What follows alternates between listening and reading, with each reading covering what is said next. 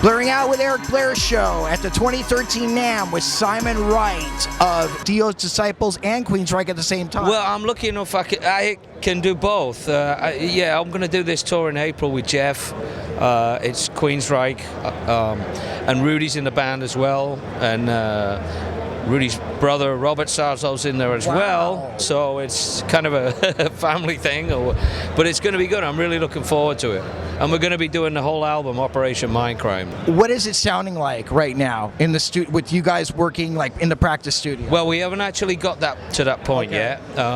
Me and Rudy are going to do a couple of tracks on the new album that Geoff's doing. We're going to do that first, and I think more along the lines of getting together in March to start rehearsing and going over the material. So right now we're just honing in and getting the material right and stuff, but the actual rehearsals will probably start, I think, around like March or something like that. And then what else you got going on? Well, I'll still be involved with Dio's Disciples. We've got some shows in South America in June, and people have been really hoping we could, bring Dio's Disciples over there, so that's going to be cool.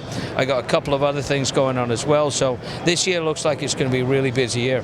How do you keep it going for so many years? I mean, drumming is a very physical thing. Well, let me tell you. Okay. No, I have no idea. I just keep doing what I love, and I'm lucky enough to land myself in these shows and gigs and stuff, and I just thank all the time. It's really cool. But I think what it is too, though. I mean, I must. I got lucky very young. I'd done a lot of work before I got, with playing in that big band and stuff like that. But I've got a little bit of a step up there. So, but I'm getting older. There's no denying it. Some of the great drummers have had to retire. Phil Collins had to retire. Yeah. Bill Bruford recently retired. Yeah. I mean, no, I don't feel that way yet. I mean, I'm sure there'll come a time, but no, I just keep going. I'm like the Duracell bunny. Fuck it.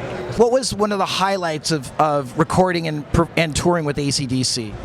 Oh, there were so many. I mean, the shows were just massive, and it was such a brilliant organization. We did Rock in Rio in '85. That was just enormous. Obviously, crowd for days, like 300,000 people. I mean, but then there were. All the shows were a big event at that point in, ACDC's career. It was playing all the big arenas and stuff like that. It was fantastic, and being around such a great family of people and stuff like that, great crews, good friends. It was just a dream of a lifetime. It was fantastic. And what was it like, as far as in the studio? What do you remember about the collaborative spirit there? It was collaborative. It was a good, camaraderie that was going on. I mean, it was let's get this done. There were no frills or fancies or anything. It was like rock and roll. Let's make sure we get a good take and stuff like that. It was great. Everything was really about making sure we got the best take we could do, and it was all rock and roll, pretty straightforward. It was great, and I was so lucky to be involved with such a massive thing like that. It's something I never forget. With all the world stages that you've performed upon, how do you stay humble? I don't know. I just am, I mean, I don't practice at being humble. It just happens. If you're not humble, I don't know who you are, I don't know who you are. Well, there's a lot of people that are very, very self-important, like, I must have my tea at 2 o'clock in the afternoon, and if I don't, I'm not playing drums. Well, I won't play drums unless I have a beer afterwards. If it's not there, I won't play the next night. No, I don't know.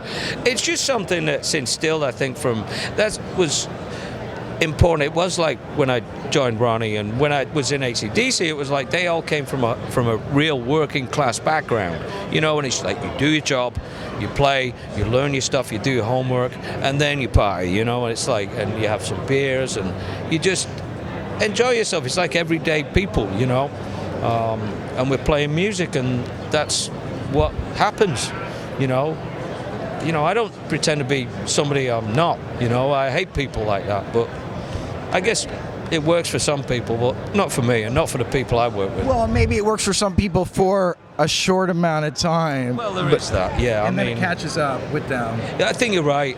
I think you're right. I mean, but, you know, there are people along the way, I think, who kind of, it catches up with them after a while. You try doing that with your friends and it doesn't work.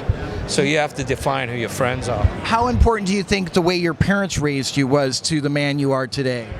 I didn't realize,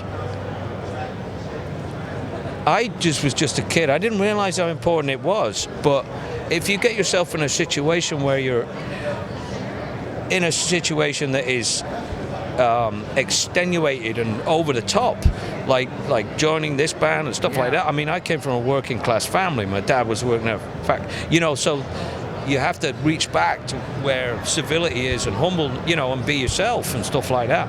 And some guys get carried away with it, but, you know, so yes, I'll have a caviar and a champagne, thank you, and make it snappy, you know, and you go like, oh, wait a minute. Are you married? No, I'm divorced. Are you? Do you? I have a beautiful girlfriend.